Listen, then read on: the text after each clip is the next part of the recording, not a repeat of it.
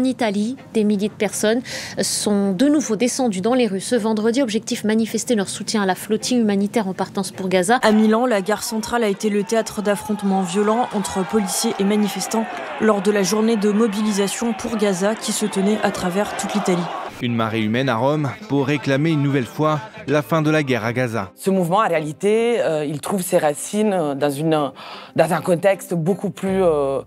profond et beaucoup plus lointain de solidarité historique internationaliste en Italie avec le peuple palestinien.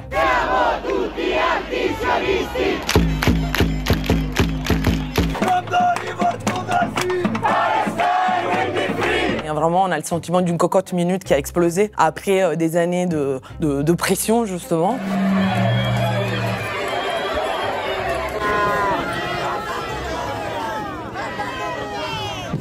Et je pense une redécouverte effectivement de la mobilisation collective, de la rue, de l'action collective dans toutes ses formes. À Rome, c'est le périphérique qui a été bloqué par des manifestants, ce qui a paralysé le trafic dans une grande partie de la capitale italienne. D'énormes retards sur les trains, des blocages dans les ports de Naples, Livourne et Gênes. Cette expérience, par son intensité, sa durée, permettra sûrement de marquer la suite en fait pour cette génération qui, à mon avis, s'est politisée dans cette séquence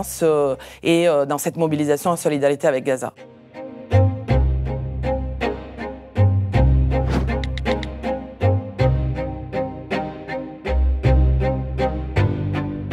Il y a eu deux dates importantes qui ont retenu l'attention sur ce mouvement. Alors tout d'abord, évidemment, le 22 septembre, où environ 1,5 million de personnes se sont mobilisées en solidarité avec Gaza dans toute l'Italie. Et ensuite, la manifestation du 4 octobre à Rome qui a vu une participation d'environ 1 million de personnes. Donc il y a eu ces deux moments clés, mais en réalité, l'autre élément hyper intéressant de ce mouvement, c'est sa territorialisation. Dans toutes les villes, de manière disloquée, donc pas forcément avec des manifestations nationales, mais avec des occupations de places, des cortèges, des blocages. Je pense qu'il y a eu des journées où il n'y a eu aucune ville, même petite ou moyenne en Italie, où il n'y a pas eu un rassemblement, une manifestation, voire un blocage routier. Alors, évidemment, il y a les grandes villes, les villes plus à gauche, les villes plus connues, comme par exemple Bologne, où il y a eu des journées où vous avez eu environ 100 000 personnes dans la rue qui sont allées bloquer le périphérique. C'est une ville, si je ne me trompe pas, qui a environ 1 million d'habitants. Donc, faites le calcul, c'est quelque chose d'assez impressionnant. Mais il y a aussi d'autres villes encore plus petites, moins symboliques. Il y a la ville de Padoue, d'où je viens, par exemple, qui a vu aussi des milliers de gens défiler, comme ce n'était pas le cas, probablement, depuis 30 ou 40 ans. Ce mouvement, en réalité, il trouve ses racines dans un contexte beaucoup plus profond et beaucoup plus lointain, qui a un contexte en fait de solidarité historique internationaliste en Italie avec le peuple palestinien, qui fait que, au moins depuis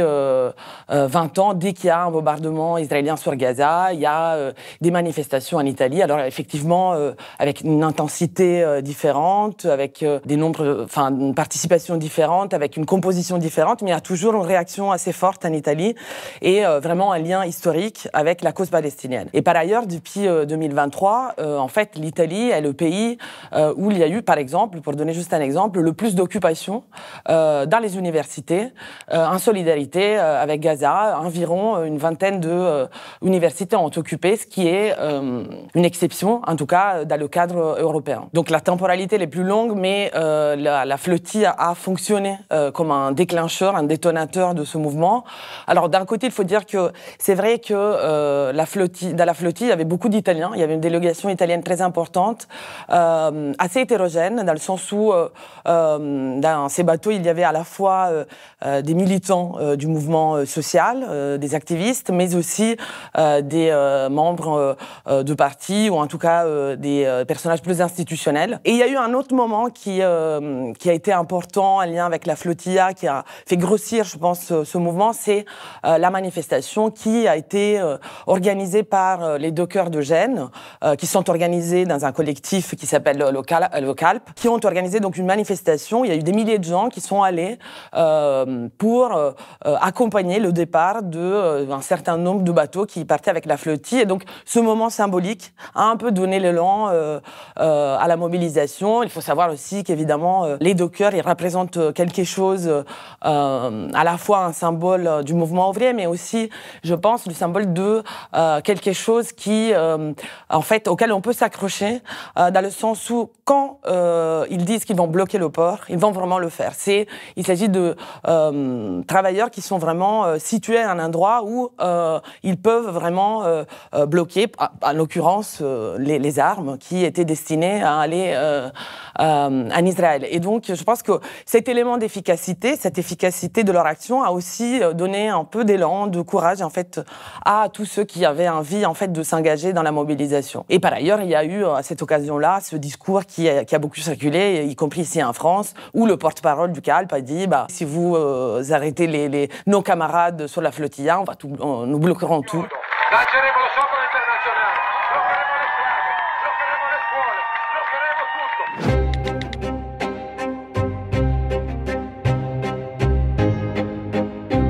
Le mot d'ordre le plus important de cette mobilisation est sans doute le mot d'ordre bloquons tout, qui a agi comme élément unificateur de récomposition, c'est-à-dire qu'autour de ce mot d'ordre, différents segments du mouvement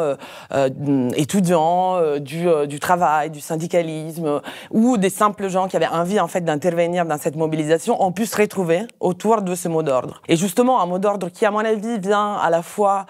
d'une forme de circulation des luttes, des imaginaires, des mots d'ordre entre pays, et notamment de la France, parce qu'on sait que le 10 septembre, il y a eu le mouvement Bloquons tout en France, et l'Italie regarde, en tout cas le mouvement social italien regarde très attentivement ce qui se passe ici, donc il y a une circulation, et je pense qu'il y a un lien donc, entre le mouvement en France et le mouvement en Italie. Bloquons tout, je pense que a été aussi justement quelque chose qui a donné de la force parce qu'il a été lancé dans un premier temps par des travailleurs de la logistique au sens large et là tout particulièrement par des dockers qui encore une fois ont la capacité réelle en fait entre guillemets de tout bloquer, en tout cas de tout bloquer là où ils travaillent. Après, est-ce que c'est un mouvement qu'on peut appeler bloquons tout comme font certains? Je pense pas, c'est peut-être une exagération. C'est un mot d'ordre qui a joué un rôle important, mais je pense qu'il ne se résume pas à ça. Quelque chose, par contre, que je trouvais particulièrement intéressant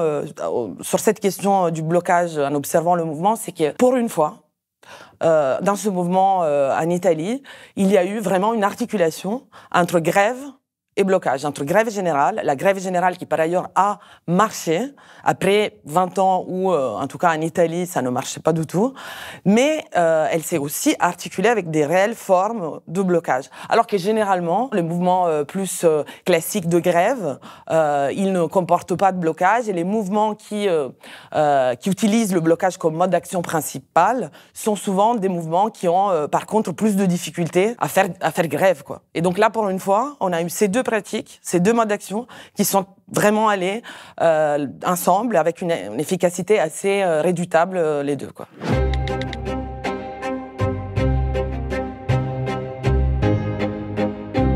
Il me semble important de souligner que ce mouvement n'a pas la morphologie, la forme d'un mouvement syndical classique. Dans le sens où, si les syndicats traditionnels et de base ont joué un rôle important dans l'organisation de la grève, dans le déclenchement de la grève,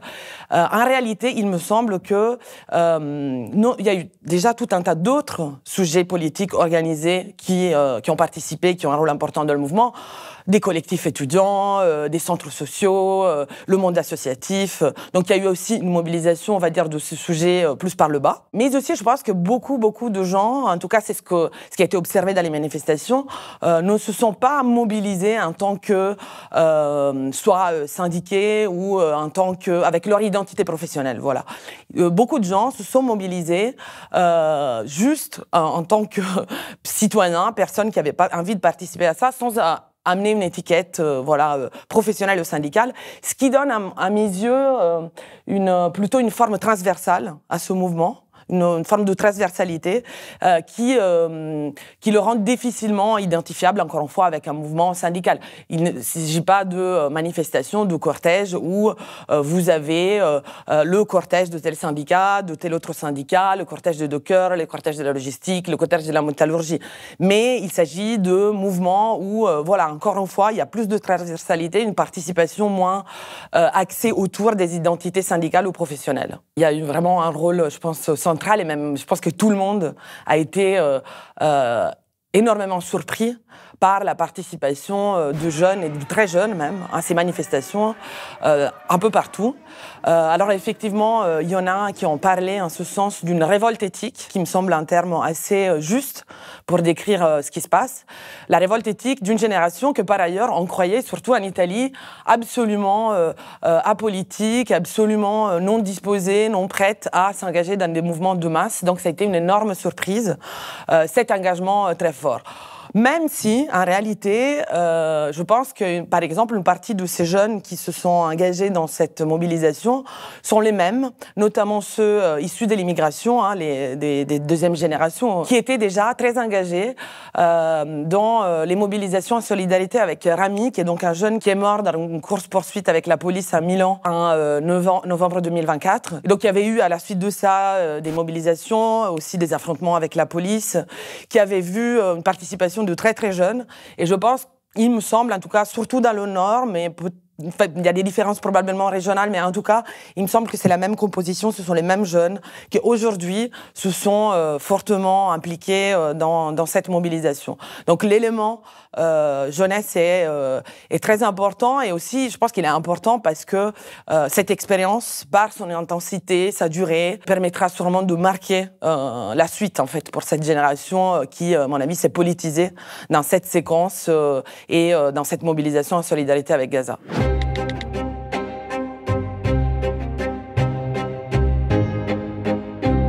Alors, le gouvernement Meloni s'est positionné d'une manière totalement alignée sur les positions d'Israël et des États-Unis dès le départ, avec une opposition systématique, par exemple, aux sanctions contre Israël au niveau européen. Ce qui est intéressant, c'est que c'est sur cette question-là que la première brèche dans un gouvernement qui est là depuis 2 ans et qui a été même caractérisé par une stabilité incroyable si on compare ça avec les gouvernements précédents en Italie. Jusque-là, l'Italie était le pays de l'instabilité institutionnelle. Avec Meloni, on a eu ce sentiment d'une chape de plomb qui s'instaurait dans le pays, l'extrême droite est au pouvoir, un pouvoir qui semble absolument sûr de lui et ne rencontrer très peu ou presque pas d'opposition. Donc là, on est aussi effectivement dans un contexte de première fracture dans ces sentiments de stabilité sur une question sur laquelle le gouvernement il avait toujours montré une assurance et encore une fois un alignement très fort avec les positions d'Israël. Par ailleurs, sur la question du gouvernement Meloni, ce qui est intéressant aussi sur ce qui se passe, c'est que une des mesures symboles de Giorgia Meloni avait été le DDL Sicurezza, un décret en fait loi sur la sécurité, qui prévoyait un durcissement très important des peines encourues pour certaines formes d'actions militantes, notamment le blocage routier, et aussi un durcissement plus général, on va dire, vis-à-vis du mouvement des actions du mouvement social. Et là, en fait, la mobilisation de masse a complètement rendu inopérant en fait ce décret qui était un peu encore une fois le symbole du gouvernement.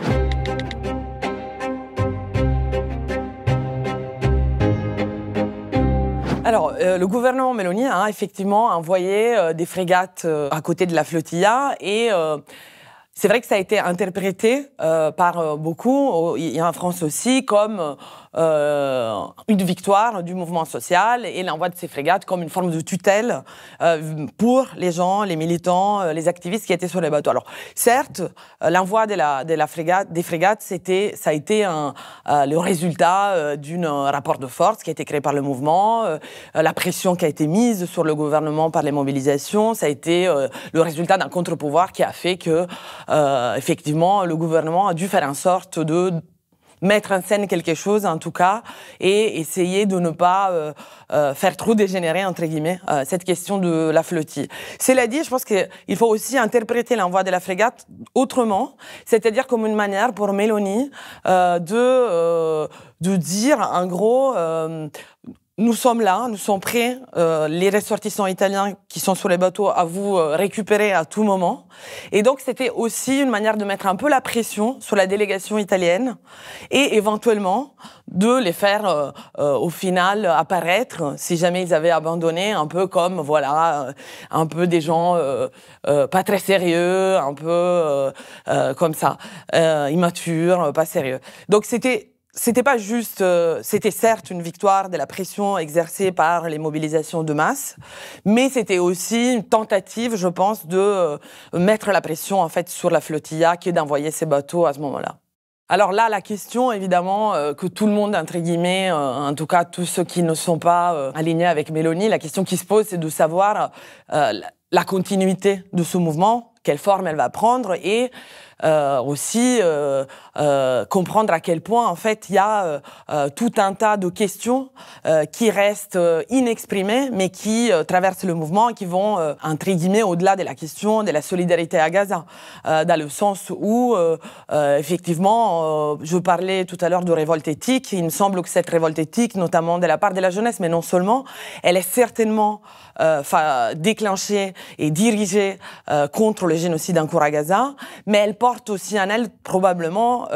même sûrement, une critique plus générale du monde, de l'état du monde, et notamment de l'état du monde en Italie, et aussi probablement une critique très forte de la politique sociale aussi, et non seulement internationale, du gouvernement de Meloni, qui par ailleurs va probablement essayer de jouer là aujourd'hui sur la trêve pour porter un peu un discours du type nous avons été depuis toujours avec Trump, et donc dans le camp de la paix, alors que vous, les manifestants, la flotilla, etc., vous êtes au contraire à la recherche de chaos, d'affrontements, et donc dans le camp de la guerre. Donc elle essaiera probablement de résoudre, disons, les questions nationales au travers aussi du niveau international, mais ça, voilà, on ne peut pas prévoir ce qui va se passer, quoi.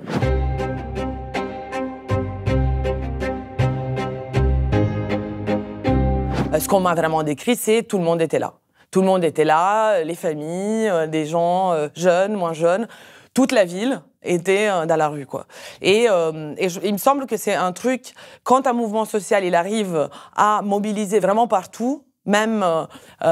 justement dans des centres urbains qui ne sont pas des centres symboliques du mouvement social, des lieux, en fait, on n'a pas l'habitude, on n'a plus l'habitude de manifester, c'est que vraiment on est face à quelque chose de très puissant et qui est très enraciné, en fait, socialement, quoi. Un caractère historique de cette mobilisation qui, bon, alors c'est une métaphore facile, mais vraiment on a le sentiment d'une cocotte minute qui a explosé après des années de pression, justement. Et je pense une redécouverte, effectivement, de la mobilisation collective, de la rue, de l'action collective dans toutes ses formes, à la fois par des gens qui la connaissaient déjà, entre guillemets, et qui l'ont redécouverte après des années un peu d'apathie, d'abandon un peu de l'espoir politique, militant, etc. Et à la fois par des jeunes qui la voient pour la première fois. Et pour qui, je pense, ça sera encore une fois vraiment un passage qui marquera l'engagement d'une génération et sa vision du monde aussi.